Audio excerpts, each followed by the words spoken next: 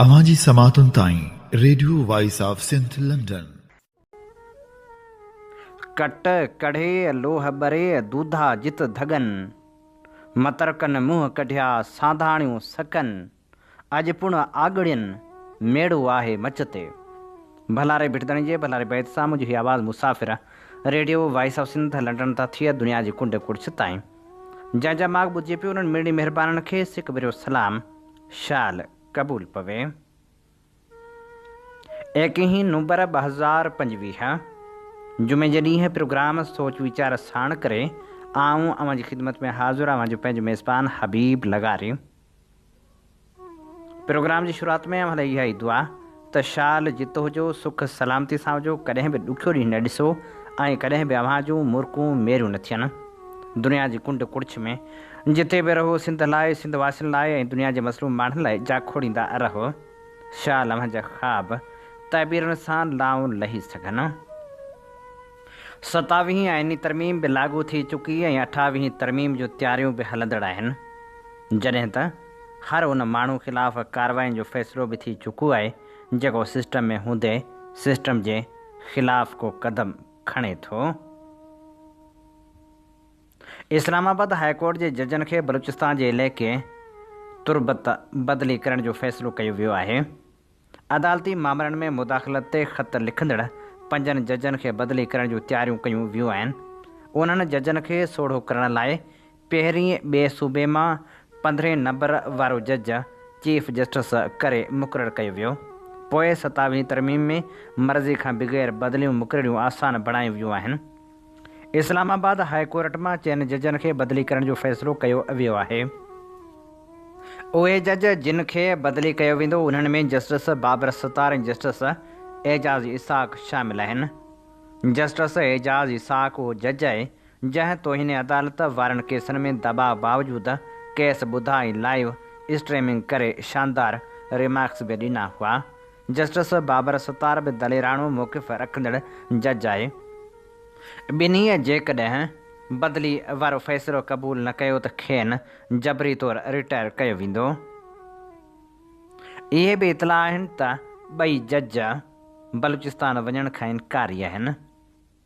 ॿिए पासे MQM जा अॻवान पिणु मंज़र आम ते अची विया आहिनि। उहे प्रेस कॉन्फ्रेंस करे नए सूबे जो मुतालबो करे रहिया आहिनि। सिंध जी विरासत लाइ साज़िशूं ज़ोर शोर सां जारी आहिनि। हिक पासे कानून साज़ी वसीले सिंध खे नुक़सानु पहुचायो पियो वञे त ॿिए पासे वरी सिंध दुश्मन क़ुवतूं पिणु इंतिहाई सरगर्म थी वियूं आहिनि। अहिड़ी सूरत हाल में सिंध जे सञाह वंदन ते तमामु घणी वॾी ज़िम्मेवारी थिए थी त उहे सिंध जी बका लाइ ऐं सिंध जे माण्हुनि जे लाइ कहिड़ा क़दम खणनि था ऐं सुजाॻी जा सॾ कहिड़े नमूने वर्णाइनि था। छो त हिन वक़्तु सिंध धरती इंतिहाई मुश्किलातुनि मां गुज़री रही आहे। ज़रूरत इन ॻाल्हि जी आहे जो हुक्मराननि पारां पंहिंजी मंशा ऐं कंहिंजी फरमाइश ते थींदड़ कानून साज़ी ख़िलाफ़ जदोजहद कई वञे ऐं उहा जदोजहद अकेले सिर कॾहिं बि कामयाबी माणे न सघंदी। इन्हीअ करे धरती धड़ियुनि खे मुतहद थियणो पवंदो ऐं वॾे पैमाने ते डिघी जदोजहद करणी पवंदी। हुक्मरान हिकिड़े पासे कानून साज़ियूं करे रहिया आहिनि त ॿिए पासे उन्हनि धुरियुनि खे फ़ाइदो बि ॾेई रहिया आहिनि जेके धुरियूं हमेशह हुक्मरान जे ताबे बि रहियूं आहिनि ऐं उन्हनि सां वापार में शरीक बि रहियूं आहिनि। इतला आहिनि त बेनामी जाइदाद जी जांच जो बाब बंदि थी वियो आहे। ओमनी ग्रुप ख़िलाफ़ अरबें रुपयनि जो केस पिणु ख़तमु थी वियो आहे। छा बेनामी जाइदाद जी जांच जो बाब बंदि थी वियो आहे? अरबाब चांडियूं पंहिंजे तजिए में लिखे थो त कराची में वफ़ाक़ी टर्मिनल ओमनी ग्रुप जे डायरेक्टरनि ख़िलाफ़ अरबें रुपयनि जी बेनामी जाइदाद जो केस ख़तमु कयो वियो आहे। वफ़ाक़ी appellate terminal Karachi bench Omni group जे डायरेक्टरनि मोहम्मद यूनस, असलम मसूद, अब्दुल गनी मजीद ऐं ख़्वाजा सलमान यूनस ख़िलाफ़ केस ख़तमु करे छॾियो आहे। टर्मिनल फ़ैसिले में चयो आहे त बेनामी ट्रांज़ेक्शन एक्ट 2017 उन क़ानून खां बणिजण खां पहिरीं थींदड़ हिन ॾेती लेती ते लागू नथो थी सघे। बेनामी अथॉरिटी पारां जिन जाइदादनि ऐं शेयर्स खे बेनामी करार ॾिनो वियो हो उहे ज़ब्तगी जे क़ाबिल न हुआ छो त उहे ट्रांज़ेक्शन 2017 खां पहिरीं थियूं हुयूं ॿ रुकनी बेंच इहो बि चयो त पुराणे ॾींहनि में थियल ॾेती लेती ते इहो कानून लागू करणु इंसाफ़ जूं घुरिजूं पूरियूं नथो करे। उन्हनि असासनि में कराची में कमर्शियल प्लाट, ठठे में सीमेंट कंपनी में करोड़े रुपयनि जा शेयर, सिविल लाइन्स क्वार्टर में 3000 गज़ जो प्लाट, सदर में Princeton builders and developers limited जे नाले डॉक्टर प्लाज़ा जो plot, commercial plot number 216 doctor Daud Pota road Karachi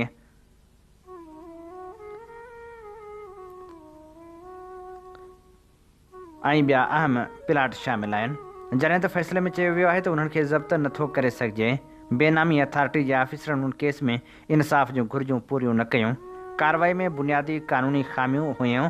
हीअ अदालत में क़ाइमु नथियूं थी सघनि। पाण ॼाणूं था त हर भेरे ईअं थींदो आहे जो कार्रवाई में बुनियादी क़ानूनी ख़ामियूं निकिरी ईंदियूं आहिनि ऐं जंहिंजो फ़ैसिलो जवाबदार धुर खे थींदो आहे। जॾहिं हुकूमत पंहिंजनि माण्हुनि खे बचाइण ते ईंदी आहे त ईअं ई बचाईंदी आहे। हर हाल में नुक़सानु त वरी बि सिंध धरती जो थींदो रहियो आहे। उहे प्लाट जेके ओमनी ग्रुप फबाया हूंदा, उहे ज़मीनूं या उहे गैर क़ानूनी तौरु थींदड़ कारोबार, उहे बि ईअं ई वक़्त जे हुक्मराननि खे फबी वेंदा आहिनि ऐं सिंध उहा ई साॻी सुरनि में। अवां जी समातुनि ताईं radio voice of Sindh London. आम हीअं ॿुधी रहिया आहियो radio voice of Sindh London. अवां जी ख़िदमत में प्रोग्राम पेश कयो पियो वञे सोच वीचार जे हिन सफ़र में आऊं अवां सां मुखातिब अवां जो पंहिंजो मेज़बान हबीब लगारी।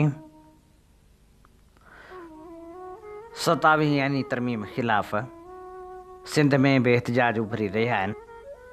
इन मामले ते मुख्तियार अली बलोच लिखे थो, पाकिस्तान जे सियासी उफ़क़ ते हर नई आइनी तरमीम सां गॾु हिकु नओं बहस जनम वठंदो आहे ऐं 27 आइनी तरमीम पिणु अहिड़े ई तकरारी कोशिश तौरु ज़ाहिर थी आहे, जंहिं ख़िलाफ़ सिंध जी वकील बिरादरी ऐं क़ौमपरस्त अॻवान सरापा एहतजाज बणियल आहिनि। उन्हनि पारां चयो पियो वञे त तजवीज़ कयल तब्दीलियूं न रुॻो आइन जे वफ़ाक़ी ढांचे खे कमज़ोर कनि थियूं, पर सूबाई ख़ुदि मुख़्तियारी ते बि सिधो हमिलो आहिनि। सिंध जे वकील तनज़ीमनि ऐं बार एसोसिएशन ऐं सीनियर क़ानूनदाननि 27 तरमीम खे आइन जे रूह सां टकराव करार ॾिनो आहे ऐं चयो आहे त कंहिं बि सूरत में 18 तरमीम खे कमज़ोर करणु क़बूल न कयो वेंदो, छो त उहा तरमीम सूबनि जी तारीख़ी जदोजहद सां जुड़ियल आहे। क़ौमपरस्त हल्का सम्झनि था त अहिड़ियूं तरमीमूं मुल्क जी क़ौमी वहदत खे मज़बूत करण बदिरां इख़्तिलाफ़ ऐं महरूमी पैदा कनि थियूं। ख़ासि तौर ते सिंध, बलूचिस्तान ऐं KPK जहिड़नि सूबनि में अॼु सिंध में उभरंदड़ एहतजाज वफ़ा खे इहो पैगाम ॾेई रहियो आहे त मज़बूत पाकिस्तान जो दारो मदार सख़्त मरकज़ियत ते न, पर मज़बूत सूबनि, एतमाद ऐं आइनी तवाज़ुन ते आहे। वधंदड़ रोड हादसनि बाबति ख़ूबसूरत लेखक शिकस्ता मज़ारी लिखे थो, कुझु साल पहिरियां शऊरवंद तबिके पारां इहो तस्वर ॾिनो वियो हो त सिंध में एतिरा माण्हू क़बीलाई तकरारनि में नथा मरनि जेतिरा रोड हादसनि में मौत जे मुंहं में हलिया वञनि था, जेका कंहिं हद ताईं सही ॻाल्हि बि हुई, पर हींअर हालतूं उनखां बि बदतर थी वियूं आहिनि।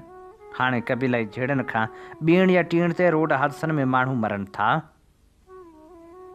मगर अफ़सोस अञा ताईं सरकार ऐं ट्रांसपोर्ट फील्ड वारनि खे इन जो सबबु सम्झ में नाहे अची सघियो, या ॼाणी वाणी अखियूं बंदि ऐं कन लाटार करे वेठा आहिनि।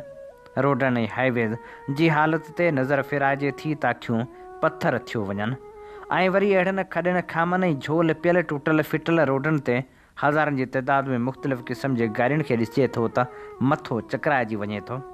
माण्हू जेके मुलाज़मत या कंहिं ॿिए कमकार साॻे हिक खां ॿिए शहर पब्लिक ट्रांसपोर्ट ते अच वञ कनि था, उहे या त पाण अहिड़नि हादसनि जो शिकार थियनि था या अहिड़ा हादसा थींदे रोज़ानो ॾिसनि था। हादसनि में हिकु फ़र्द खां वठी ख़ानदान जा ख़ानदान ख़तमु थियो वञनि। हिकु त जंहिं जाइ ते हादसो थिए थो उते फौरी रेस्क्यू जी सहूलियत बि नाहे हूंदी, माण्हू त तड़पी तड़पी मरनि था। ॿियो जेसि ताईं संदन वारस पहुचनि एसि ताईं बेहस माण्हू हादसनि में मरी वियलनि जा खीसा ख़ाली करे वञनि था। औरतुनि खे पातल ज़ेवर लाथा वञनि था। कुझु तस्वीरूं कढण ऐं वीडियोज़ भरण में लॻा पिया हूंदा आहिनि। केर बि खेनि तुर्त इलाज लाइ इस्पताल खणी वञण जहिड़ो सवाब जो कमु नथो करे, जेको समाजी ऐं शरई तौरु इंसानी फ़र्ज़ु आहे। मुआशरे में एॾी बेहसी ॾिसी या ॿुधी हिकु हसास दिलि माण्हू ॼण त पाण दिली ऐं ज़हनी तौर ते हादसे जो शिकार थी वञे थो, जंहिंजो मतिलबु थियो त समाज मां हमदर्दी, रहमदिली, इंसानियत ऐं ॿिए जी मदद करण जहिड़ा जज़्बा नापीद थी रहिया आहिनि ऐं माण्हू फ़क़्ति समाजी जानवर बणिजी रहिजी वियो आहे।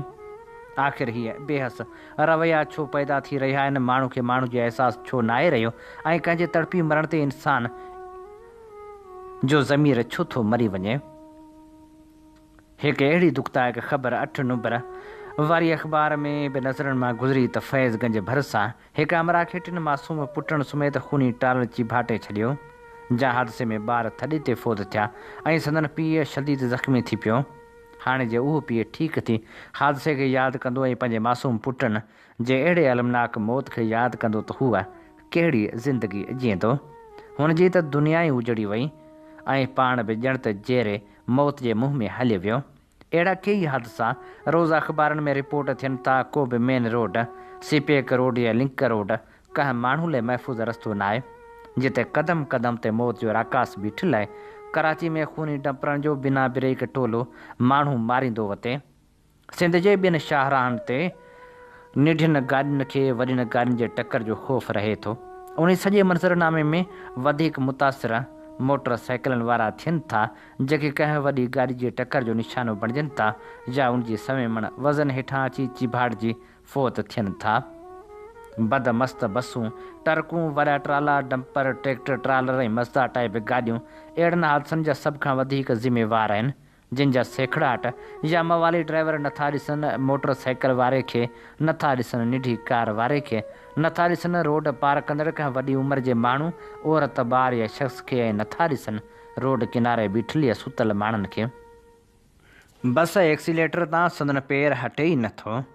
तेज़ रफ़्तारी सबबि माण्हू मारींदा ऐं घर उजाड़ींदा वञनि था। आख़िर अहिड़नि हाञनि जो नोटिस केरु वठंदो? केरु अहिड़नि बदमस्त गाॾियुनि हलाईंदड़नि ख़िलाफ़ कार्रवाई कंदो? छा ही हर इदारे खां ताक़त वारा आहिनि? ॿिए पासे सरकार सॻोरे जा कम इहे आहिनि जो कंहिं बि गाॾी वारे वटि गाॾी जो फिटनेस सर्टिफिकेट न आहे, मतिलबु को चेक एंड बैलेंस बि कोन्हे। घणनि ड्राइवरनि वटि लाइसेंस कोन्हे, नई रस्ते ते हलण जो कंहिं क़ाइदे या कानून जी ख़बर आहे। जीअं मां पहिरियां बि लिखी आयो आहियां त को बि खातो उन सॼी ख़तरनाक सूरतहाल खे न त कंट्रोल थो करे, न नज़र थो रखे, न वरी कंहिंखां को पुछाणो थो करे, जंहिंजो फ़ाइदो ट्रांसपोर्ट माफ़िया खणे थी।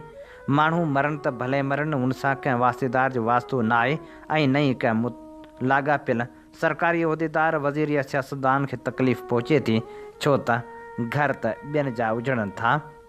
इन सॼे मामले में सिर्फ़ु वॾियुनि गाॾियुनि ऐं ड्राइवरनि जी कोताही या लापरवाही शामिल न आहे, थोरो क़सूर आवाम जो बि आहे। पहिरीं त अहिड़ी सूरतहाल में रुॻो साह मुठ में रखी ख़ैर जो विर्द कंदा हादसे जो इंतज़ारु कनि था।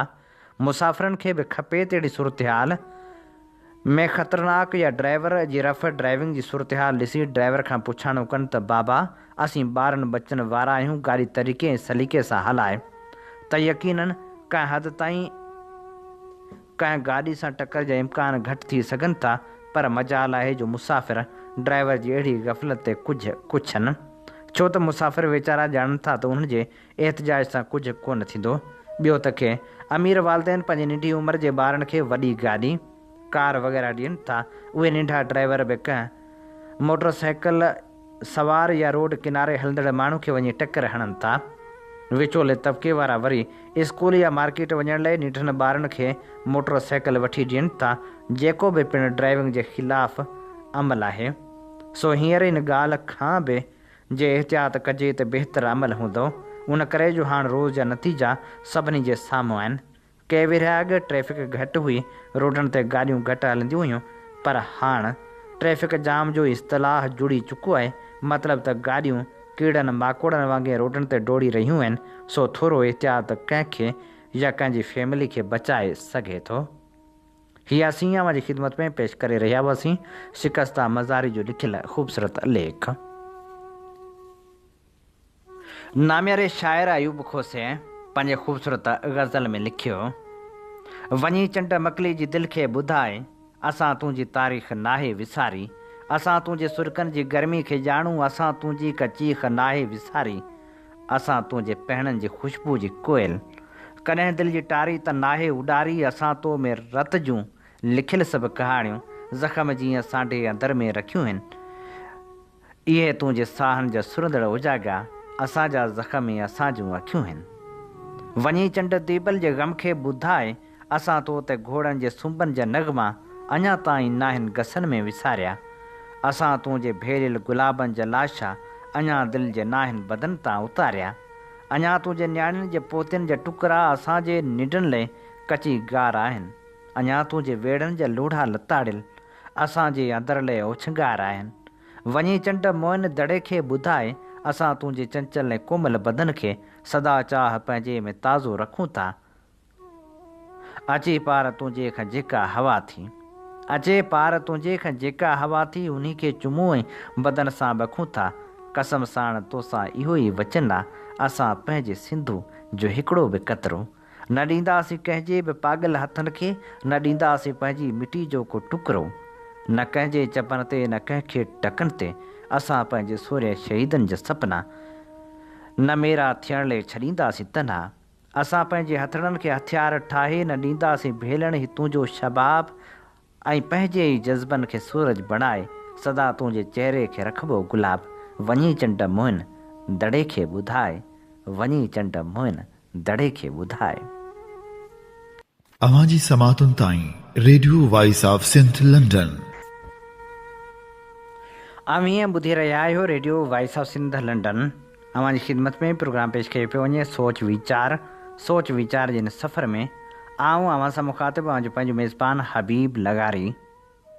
जीअं त अवीं ॼाणो था त असीं radio voice of Sindh London तां अवां जी ख़िदमत में उहे प्रोग्राम पेश कंदा आहियूं जिन में सचाई जा सॾ हूंदा आहिनि। असीं चाहियूं था त हीउ सफ़र सफलता माणे, जंहिं लाइ असांखे अवां जे साथ ऐं सहकार जी ज़रूरत आहे। अचो हिन सफ़र में असां सां हमक़दम बणिजो। असांजा प्रोग्राम वधि में वधि दोस्तनि ताईं पहुचायो। उन सां गॾोगॾु असांजे यूट्यूब चैनल खे ज़रूरु सब्सक्राइब करियो। सिंध ख़िलाफ़ साज़िशूं थी रहियूं आहिनि। पाण इहा दावा ज़रूरु कयूं था त सिंध का अक जी माखी न आहे। इन उनवान हेठि एडिटोरियल में मोहम्मद यूनस महर लिखे थो, 26 ऐं 27 तरमीम पास कंदड़ हुकूमती इतिहाद में PP ऐं नवाज़ लीग सां गॾु मुतहदा क़ौमी मूवमेंट पाकिस्तान बि शामिल रही आहे। हाणे जॾहिं 27 तरमीम पास थी वई आहे, MQM जे अॻवान ऐं वफ़ाक़ी वज़ीर मुस्तफ़ा कमाल चयो आहे त जे PP मकानी निज़ाम बाबति ॻाल्हियूं न कयूं त नओं सूबो ठही सघे थो। जॾहिं हाकिमनि खे पंहिंजो मुफ़ाद हुजे थो त रातो राति गॾिजी सॾिजी आइन में वॾियूं तब्दीलियूं करे वठनि था। पाण में हिकु दस्तरख़्वान ते खीर खंड लॻा पिया आहिनि। चीफ ऑफ आर्मी स्टाफ खे डिफेंस चीफ जो उहिदो ॾियण ऐं उन उहिदे ते 5 सालनि जो आइनी दवाम बख़्शणु, सदर ऐं डिफेंस चीफ खे ताहयात छूट ॾियणु ऐं हुननि खे कंहिं बि पुछाणे खां आजो करार ॾियणु वक़्तु आहे।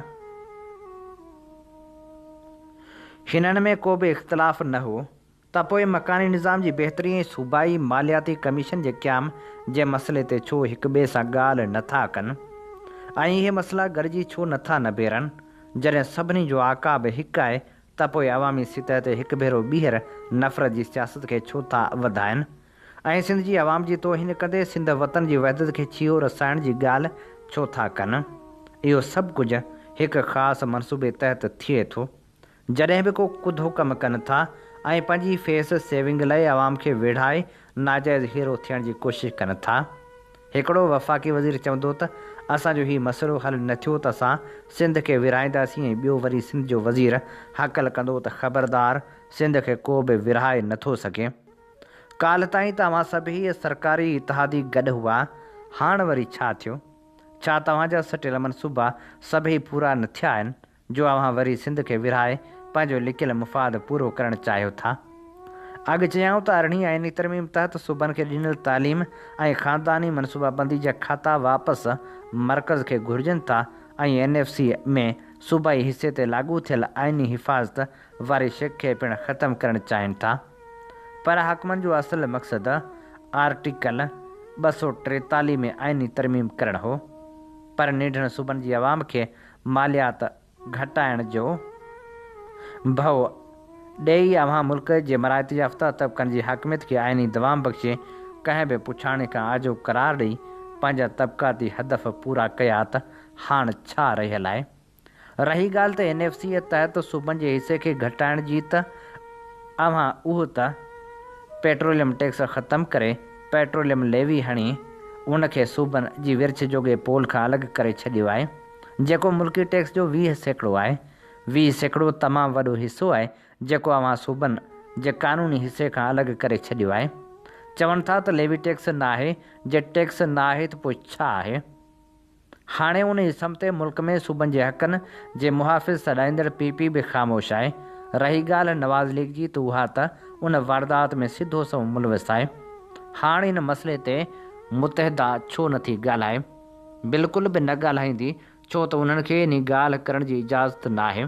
जे निंढनि सूबनि जे हक़नि जी हिफ़ाज़त लाइ जदोजहद कंदड़ का पार्टी या फ़र्द उन मसइले ते कोर्ट सां रुजू करे त उन्हनि खे ख़तरो आहे त किथे इन सूरतहाल में कोर्ट वफ़ाक़ी सरकार जे हक़ में फ़ैसिलो ॾेई हमेशह लाइ उन लेवी टैक्स खे मरकज़ी मिल्कियत न करार ॾेई छॾे। छो त हाणे कोर्टनि खां 26 ऐं 27 तरमीम खां पोइ कंहिं बि आज़ादु फ़ैसिले जी उमेदु करणु काफ़ी मुश्किल आहे। हिन मरहले ते जॾहिं 27 तरमीम मंज़ूर थी वई आहे उन वक़्तु मुतहदा जो सिंध टोड़ण वारो राग ऐं उन ते PP जे वज़ीरनि जो जवाब ऐं छिकताइण वारो माहौल ठाहिणु वरी का ॿी मनसूबा बंदी आहे, जंहिं ते निढण सूबनि ख़ासि तौर ते सिंध जी आवाम खे सुजाग रहणु घुरिजे ऐं 26 ऐं 27 तरमीम ख़िलाफ़ मुल्क जे जमहूरी सर जो मुकमिल साथ ॾियणु घुरिजे त जीअं 28 तरमीम जो रस्तो रोके सघिजे। Radio voice of Sindh London जी इहा रिवायत रही आहे त हू सदाईं सिंध जे उन्हनि माण्हुनि खे यादि ज़रूरु कंदो रहंदो आहे जिन सिंधी अदब, सिंध धरती ऐं ॿोली जी ख़िदमत कई आहे, जिन जो पंहिंजी पंहिंजी फील्ड में अज़ीम ऐं शानदार कमु रहियो आहे। अॼु उस्ताद लगारी जो जनम ॾींहुं मल्हायो पियो वञे, तोड़ जो पाण लिखियो अथनि त असां जहिड़ा माण्हू जनम ॾींहुं न मल्हाईंदा आहिनि। असीं अॼु खेसि यादि कंदे तोड़ जो जनम जो मुबारकू इन करे बि नथा ॾियूं जो हुन पाण ई चयो आहे त मूंखे केर बि जनम जो मुबारकू न ॾिए। तोड़ जो हूअ सालगिरह तक़रीबन केक खां घणो परे रहंदड़ माण्हू आहे, पर पोइ बि असीं चाहियूं था त संदसि तारुफ़ अवां ॿुधणनि ताईं ज़रूरु पहुचायूं। इनसाइक्लोपीडिया सिंधियाना मूजिबि उस्ताद लगारी जो असुलु नालो लुकमान वल्द मोहम्मद आलम लगारी आहे। हुन 21 नवंबर 1956 ते ॻोठ मौलवी ख़ैरमुहम्मद हमदाणी ज़िले सागड़ में जनम वरितो। 1968 में प्राइमरी ऐं दीनी तालीम पंहिंजे ॻोठ मां हासिलु करे मैट्रिक ऐं इंटर खिपरे मां ऐं MA 1991 में सिंध यूनिवर्सिटी जामशोरे मां मुकमिल कई। 1983 में मस्जिद स्कूल ॻोठ आरब शहर में प्राइमरी उस्ताद, 1991 में JST ऐं 2001 में HST थियो। उन दौरान PTC CT ऐं B.Ed जा ट्रेनिंग कोर्स अलामा इक़बाल ओपन यूनिवर्सिटी इस्लामाबाद मां पास कया आहिनि। M.Ed जो कोर्स साल 2000 ईस्वी में सिंध ज़रई यूनिवर्सिटी टंडे जाम मां मुकमल कया आहिनि। लिखण जी बाक़ाइदा शुरूआत 1980 वारे ॾहाके में कया आहिनि। 1981 में खिपरे शहर में सिंधी अदबी संगत जी शाख क़ाइमु करे पहिरियों सेक्रेटरी मुक़ररु थियो। साॻे साल पुकार पब्लिकेशन खिपरे जो बुनियादु विधाई। उन प्लेटफार्म तां किताबी सिलसिलो जारी कयाई, जंहिंजो पहिरियों किताबु आयो आयो सोजरो जून 1982 में शाया थियो। 1988 में माहिवार सची दुनिया जे नाले सां 5 अदबी परचा पिणु शाया करायई। अहिड़ी तरह 1990 वारे ॾहाके में अख़बारी साइज़ जो हिकु अदबी परचो कारवाने बहार ऐं 2 ॿिया अदबी परचा भाग जे नाले सां खिपरे मां शाया कयाई। 1983 में माठा यानी मस्जिद स्कूल टीचर्स एसोसिएशन जो बुनियादु विधाई ऐं उनजो पहिरियों मरकज़ी सदर मुंतख़िब थियो। संदसि ज़ाती लाइब्रेरी में हिन वक़्तु ॿियनि किताबनि खां अलावा शाह जे रिसालनि जो क़ीमती ज़ख़ीरो मौजूदु आहे, ख़ासि तौर ते कलमी, लेथो, अक्सी, फोटोस्टेट, प्रिंटिंग प्रेस ऐं कंप्यूटर लिखाई ते मुश्तमिल सिंधी, सिरैकी, अंग्रेज़ी, अरबी, उर्दू ऐं पंजाबी ॿोलियुनि में शाह जा रिसाला मौजूदु आहिनि। संदसि निमाया अदबी कम शाह जे रिसाले जो मंज़ूम सिरैकी तर्जुमो जेको शाह दा रिसाला जे उनवान सां 2010 में शाया थियो। उस्ताद लगारी शाह जे रिसाले जो रंगीन कलमी नुस्ख़ो 2011 में लिखी पूरो कयो। अहिड़ी तरह शाह जो रिसालो शाह जो कलाम ऐं रिसाले जो कमु हिक ई जुल्द में धार धार ॾिनल आहे जेको 2013 में छपियो। उनखां सवाइ तहक़ीक़ी किताब मोखी मतारा जेको 2013 में छपिजी मंज़र आम ते आयो। शाह जो रिसालो हमायल साइज़ जेको 2015 में छपियो। शाह जे रिसाले जी सिटवार सम्झाणी लतीफ़ी इसरार कुलियात बाजी बाजी फ़क़ीर लगारी जो कलाम शाह जो रिसालो ढाटकी तर्जुमो जेको पिणु मंज़ूम तर्जुमो आहे। सोन वर्नियूं सिटूं शाह रिसाले जो नसर शाह लतीफ़ जा 36 सुर जे कंधी का ककोरिया शख़्सियतनि ते लिखियल किताब मागन मकाननि ते लिखियल किताब मुंहिंजी ॾिठा माग शेख अयाज़ चिश्मे फितरत जो शाइर ऐं शाह जो रिसालो अलिफ़ बे वारो। संदसि शाइरी जो किताब प्यार जी पुठारक 2021 में छपिजी मंज़र आम ते आयो। जॾहिं त ताज़ो ई संदसि किताब मकालात लतीफ़ पिणु छपिजी मंज़र आम ते अची चुको आहे। उस्ताद लगारी खे सक़ाफ़त खाते पारां 20 डिसंबर 2013 ते लतीफ़ एवार्ड सां पिणु नवाज़ियो वियो। एकेडमी अदबियात पाकिस्तान इस्लामाबाद पारां पिणु साल 2017 में शाह अब्दुल लतीफ़ भिटाई और तसोफ़ एवार्ड ऐं 50,000 रुपया कैश इनाम पिणु ॾिनो वियो। अंजमन तरक़ी पसंद मुसनफ़ीन यंग राइट्स फोरम ऐं ॿियनि इदारनि पारां एवार्ड मिली चुका आहिनि। 21 नवंबर 2016 ते नौकरी तां रिटायर थियण खां पोइ इल्मी अदबी कमनि में मशगूल आहे। उस्ताद लगारी अदबी लाइब्रेरी 21 मार्च 1983 ते ॻोठ पनीरी तलके खिपरे में मशहूरु अदीब मोहम्मद लुकमान उस्ताद लगारी पंहिंजे नाले सां ई लाइब्रेरी क़ाइमु कई। 1 साल ॻोठ हाजी अब्दुल करीम लगारी तालके सांगड़ ऐं 16 साल ॻोठ लूणखाण तालके खिपरे में रिहाइश इख़्तियार करण सबबि हीअ लाइब्रेरी पाण सां गॾु संभालींदो रहियो। 2001 खां खिपरे शहर में मुस्तक़िल रिहाइश इख़्तियार करण बाद संसद लाइब्रेरी में हिन वक़्तु हज़ारनि जी तइदाद में किताब मौजूदु आहिनि। उस्ताद लगारी लाइ इहा ई दुआ त शाल सफल जीवन में कामयाबियूं माणींदो रहे। अवां जी समातुनि ताईं radio voice of Sindh London. Malir जे मकानी इदारनि जी मायूस कंदड़ कारकर्दगी ते सामी मेमण लिखियो। कराची जो मलीर ज़िलो एराज़ी जे लिहाज़ सां शहर जो सभ खां वॾो ज़िलो आहे जेको गुज़िरियल केतिरनि ई ॾहाकनि खां तरक़ी बदिरां ज़वाल तरफ़ वधी रहियो आहे। ज़रख़ेज़ ज़मीन सामूंडी पट्टी सनती एरिया ऐं ज़रई वसीलनि सां मालामाल ही इलाइक़ो अॼु बि बुनियादी सहूलियतुनि खां महरूम आहे। पाणी सफ़ाई रोड सिहत ऐं तइलीमी सहूलियतुनि जी खोट हिते जे रवासियुनि जी ज़िंदगी खे ॾुखियो बणाए छॾियो आहे। सिंध में पाकिस्तान पीपल्स पार्टी जी हुक्मरानी खे लॻभॻि 4 ॾहाका थी चुका आहिनि। मलीर ज़िले में बि उहा पार्टी पंहिंजी रिवायती सियासी गिरफ़्त बरक़रार रखंदी आई आहे। हूअं त सॼी सिंध मां मकानी इदारनि जी कारकर्दगी मायूस कंदड़ ऐं करप्शन सां भरियलु आहे, पर मलीर जा मकानी इदारा कुझु सवाइ आहिनि। 3 साल अॻु थींदड़ मकानी चूंडनि में पीपल्स पार्टी हिकु भेरो ॿीहर मलीर जे टिन्ही टाउननि यानी इब्राहिम हैदरी मलीर ऐं गडाप में निमाया कामयाबी हासिल कई। अवाम खे उमेदु हुई त हिन भेरे तरक़ी जा दर खुली वेंदा, पर नतीजो अॻे वांगुरु मायूस कंदड़ निकितो। हिननि 3 सालनि में उन्हनि 3 टाउननि पंहिंजे ऐलानियल 30 अरब रुपयनि खां बि वधीक बजट किथे ऐं कीअं ख़र्च कई उनजो जाइज़ो वठणु घुरिजे। हिननि टाउन्स में एॾी ॻरी बजट हुजण बावजूदि का बि अहिड़ी तरक़ियाती स्कीम नज़र नथी अचे जेका अवामी मुफ़ाद में हुजे या जंहिंसां माण्हुनि जी ज़िंदगी में तब्दीली आई हुजे। हर टाउन हर साल लॻभॻि 4 अरब रुपयनि जी बजट पेश करे थो, पर उन्हनि अरबें रुपयनि जा असर ज़मीन ते नज़र नथा अचनि। किथे रोड टुटल आहिनि, किथे नेकाल जो निज़ाम मुकमिल तौरु तबाह आहे, त किथे अस्पतालूं ऐं स्कूल अञा ताईं बुनियादी सहूलियतुनि खां महरूम आहिनि। उन्हनि टाउन जा चेयरमैन वाइस चेयरमैन ऐं ऑफिसर अवामी मिल्कियत खे पंहिंजी ज़ाती जागीर बणाए वेठा आहिनि। रुॻो लाजड़ियुनि जी फ़ौज पाले फ़ोटो सेशन ते ज़ोर आहे या परॾेही क्लिक प्रोग्राम जे कमनि ते फुंडजी रहिया आहिनि। आवाम जे लाइ ठहियल आफ़ीसूं संदन ज़ाती ओताकूं बणियल आहिनि, जिते फ़ैसिलो आवाम जी भलाई बदिरां सियासी वाबस्तगी ऐं ज़ाती मुफ़ाद ते थींदो आहे।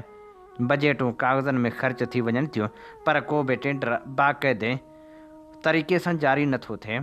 रिपोर्टुनि मूजिबि केतिरा कम प्रॉक्सी ठेकेदारनि ज़रिए कागज़नि में मुकमल ॾेखारिया विया, पर उमेदनि में उन्हनि जो को वजूद ई नाहे। गॾाप टाउन में गंदगी ऐं पाणीअ जी किल्लत सबबि माण्हुनि जी ज़िंदगी अज़ाब बणिजी वई आहे। मलीर टाउन में रोडनि ऐं नेकाल जो निज़ाम नाकारा आहे, जिते थोरी बरसाती इलाइक़े खे तलाउनि में तब्दील करे छॾींदी आहे। इब्राहिम हैदरी जेका सामूंडी आबादी आहे, उते मुहाणनि जी ज़िंदगी बदतरीन हालतुनि जो शिकार आहे। मच्छी मारण जी आमदनी घटि, सिहत जूं सहूलियतूं नापीद ऐं पीअण जो साफ़ पाणी अञा ताईं ख़्वाब पिणियल आहे। हाणे सुवालु इहो आहे त हिन नाअहली ऐं करप्शन जी ज़िम्मेवारी केरु खणे। जॾहिं हर टाउन अरबें रुपयनि जी बजट रखे थो त पोइ तरक़ी जा आसार छो न आहिनि। हिन वक़्तु ज़रूरत आहे त तहक़ीक़ाती इदारा जीअं एंटी करप्शन नैब ऐं ऑडिटर जनरल ऑफ पाकिस्तान हिननि टिन्ही टाउन जे माली मामरनि ऐं बजट जे इस्तेमाल जी मुकमल जांच कनि। हर टाउन में पेश कयल बजटनि, जारी कयल टेंडरनि ऐं ख़र्च कयल रक़म जी तफ़सील अवामी तौर ते ज़ाहिर करणु घुरिजे। जेकॾहिं कंहिं बि चेयरमैन, ऑफिसर या ठेकेदार पारां करप्शन या गैर क़ानूनी अमल साबित थिए त हुकूमत सिंध खे फ़ौरी तौर ते कार्रवाई कंदे उन्हनि ख़िलाफ़ क़ानूनी केस दाख़िल करणु घुरिजनि। बलदियाती इदारा तॾहिं ई अवामी ख़िदमत जो ज़रियो बणिजी सघनि था जॾहिं उन्हनि में शफ़ाफ़ियत ऐं जवाबदार निज़ाम हुजे। हर टाउन खे घुरिजे त पंहिंजी सालियानी बजट ऐं ख़र्चनि जा तफ़सील ऑनलाइन पोर्टल ते जारी करे। हर 6 महीननि में अवामी ॿुधणी जो इनक़ाद करे, जिते शहरी पंहिंजनि मसइलनि ऐं तजवीज़नि सां हिसो वठी सघनि। टेंडरिंग जो अमल मुकमल तौर ते ओपन सिस्टम ज़रिए कयो वञे, जीअं को बि ठीको सियासी बुनियादनि ते न मिले। हर टाउन चेयरमैन ऐं ऑफिसर जी कारकर्दगी रिपोर्ट सालियाने तौर ते अवाम आॾो पेश कई वञे। सिंध हुकूमत लाइ हाणे ज़रूरी थी पियो आहे त हू मलीर ज़िले जे मकानी इदारनि जी कारकर्दगी ते संजीदा क़दम खणे। अवाम खे ख़ाली वाइदनि सां न, पर अमली कम सां उमेद ॾिनी वञे। जेकॾहिं हुकूमत बि ख़ामोश रही त पोइ अवामी एतमाद जो बहिरान वधीक वधंदो, जेको न रुॻो सियासी नुक़सान जो सबबु बणिजंदो, पर हुकूमती निज़ाम ते बि सवाल उथारींदो। मलीर जा माण्हू अॼु बि इहो ई चवनि था त कंहिं दर ॾिजे दाहिड़ी, छो त जिन खां उमेद हुई उहे ई मायूसी जो सबबु बणिया। अरबें रुपयनि जा बजट, पर नतीजा सिफ़र। नाअहली करप्शन ऐं सियासी मुफ़ादनि जी सियासत हिन इलाइक़े जी तरक़ी रोके छॾी आहे। हाणे वक़्तु अची वियो आहे त तहक़ीक़ाती इदारा मैदान में अचनि, हुकूमत एहतसाब करे ऐं अवाम खे संदन वसीलनि ते हक़ ॾिनो वञे। जेकॾहिं हिन भेरे बि ख़ामोशी इख़्तियार कई वई त पोइ तारीख़ माफ़ न कंदी। मलीर खे तरक़ी जी न, इंसाफ़ जी ज़रूरत आहे, जीअं ईंदड़ नसलनि लाइ इहो ख़ितो मायूसी न, पर उमेद जो निशान बणिजी सघे। हीअ असीं अवां ख़िदमत में पेश करे रहिया हुआसीं सामी मेमण जो लिखियल लेख। इन ते प्रोग्राम सोच वीचार जो वक़्तु पुॼाणी ते पहुचे थो। पंहिंजे मेज़बान हबीब लगारी खे इन साॻी दुआ सां ॾींदा इजाज़त। वसे भिट तुंहिंजी भलारा सदा, सदा देस परदेस सारा वसन। कॾहिं सींद सिंधी न मेरी थिए, कॾहिं मोड़ कंहिंजा न मुरझाइजनि। अवां जी समातुनि ताईं radio voice of Sindh London